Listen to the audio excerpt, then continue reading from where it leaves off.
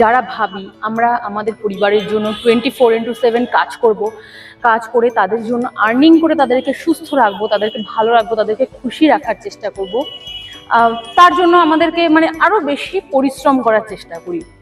কিন্তু আসলে দেখা যায় এইভাবে পরিশ্রম করার জন্য আমরা আমাদের যে মূল্যবান সময়, সেই সময়টা আমাদের ফ্যামিলিকে দিতে পারি না, এবং তার ফলে কি হয়, প্রত্যেকটা ছোট ছোট আনন্দের মুমেন্টসগুলো আমাদের জীবন থেকে কিন্তু হারিয়ে যায়।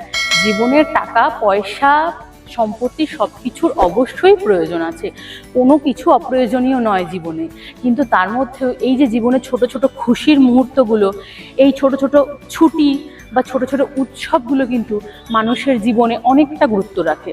দেখো, মানুষের জীবনটা অনেকটা অনিশ্চিত। তুমি আজ আছো, কাল তুমি কোথায় থাকবে, কি অবস্থায় থাকবে, বা আদৌ থাকবে কি না, তার কিন্তু কোনো গ্যারান্টি নেই।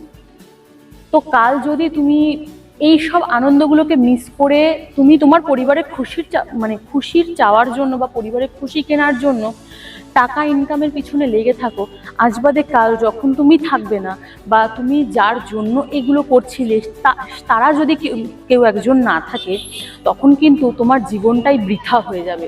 তুমি তখন উপলব্ধি করবে যে আমি এতদিন ধরে যে অলেখ সুখটার পিছনে ছুটে এসেছি, সেটা অ্যাকচুয়ালি আসলে কোনো সুখই নয়। আসল সুখটা হলো কিন্তু পরিবারের সাথে, সকলের সাথে ছোট ছোট খুশির মুহূর্তগুলো নিজেদের মতো করে নিজেদের সাধ্য অনুযায়ী সেলিব্রেশন করা। সেলিব্রেশন মানে এটা নয় কিন্তু যে তোমাকে সবসময় দিখাওয়া করতে হবে, মানে হচ্ছে তোমাকে বড় করে কোনো অনুষ্ঠান করতে হবে, সেখানে নানান রকম ভালো ভালো পিকচার তুলে ভালো ভালো ভিডিও রিলস বানিয়ে সেগুলো তোমাকে সোশ্যাল মিডিয়ায় আপলোড করতে হবে। এটা কিন্তু জীবন নয়।